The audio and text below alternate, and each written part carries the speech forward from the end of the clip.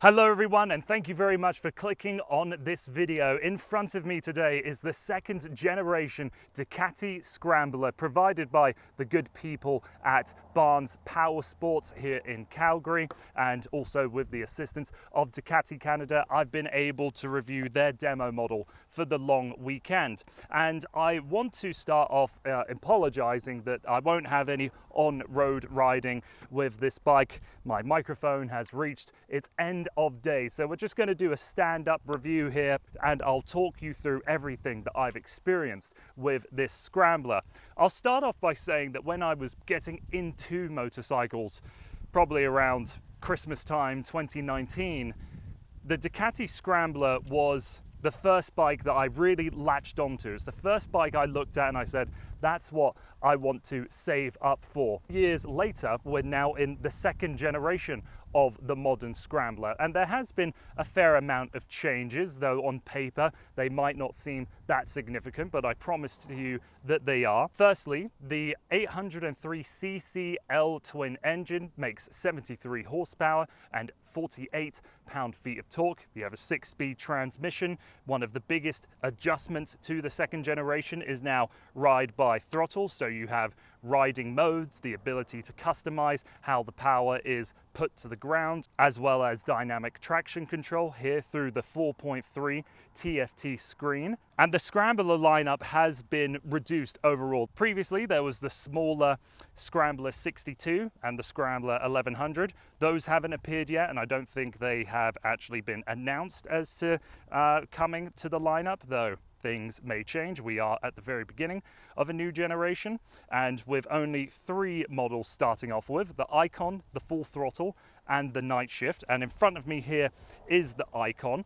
Ducati is trying to promote the Scrambler as a very customizable, personalized product with a lot of accessories, a lot of different colors, the ability to swap out all of these plastic components with ease at home. So if you wanted this black portion here but wanted this in a bright blue, whatever the case may be, that can all be done through the accessories catalog. Other accessories that are available for the second gen Scrambler include a quick shifter up and down, a different exhaust system, different wing mirrors, headlights, taillights, indicators, all that good stuff. But let's now cover what I think about riding this Scrambler, because it does seem to be a little small for me. I'm 6'4", but on short rides, I wouldn't at all say that it felt like I was over.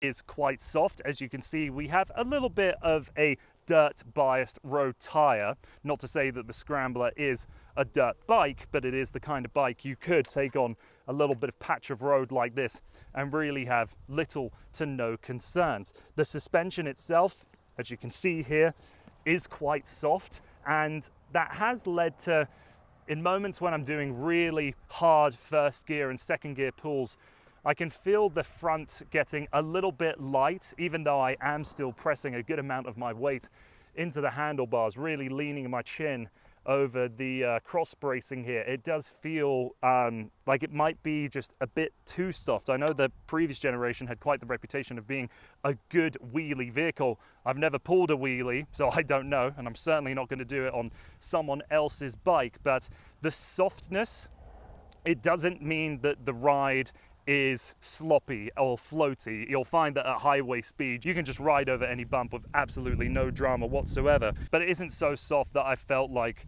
the bike was losing its composure at any sort of speed. You can lean down hard whilst riding this Scrambler. I really like that. And I think that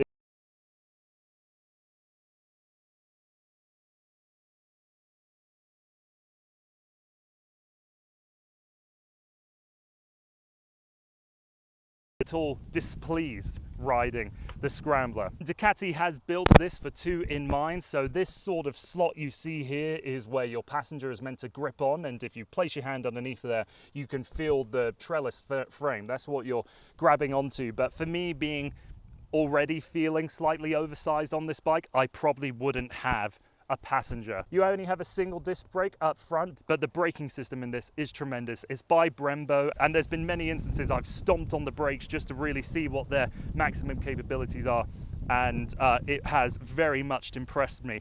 I like how for the brake pedal is that exposed open metal, trying to give it more of that off-roady vibe. Shifting fast at the top of the red line is very easy, but I think the biggest disappointment with the Scrambler is that this 803 engine with this standard exhaust just doesn't sound that interesting.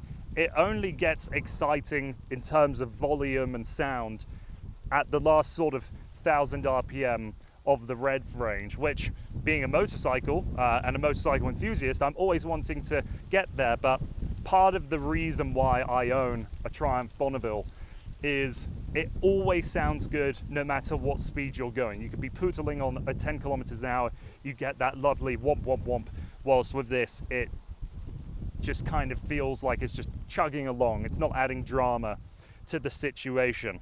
And so there we have it. That is my quick review of the Ducati Scrambler, the second generation. And I really do believe that if I was starting as a motorcycle enthusiast now and I stumbled upon the second generation in reviews and pictures and all that, I would have ended up going to the dealership, and if I had the money in my back pocket, I think this would have been a very approachable and appropriate first motorcycle. Yes, I might say that it's a bit too small for me in the context of all the other motorcycles I have reviewed, but for the kind of riding that I do, it's not that big of an issue. And the power is very manageable. It feels like I can build my skills off of this bike. So if you're looking at the second generation Ducati Scrambler up against so many of the rivals that are doing a very similar thing to this, you would be doing yourself a disservice by not testing out this product. So once again, I have to thank Ducati Canada and Barnes Power Sports Blackfoot that were able to set me up on this demo model for the long weekend.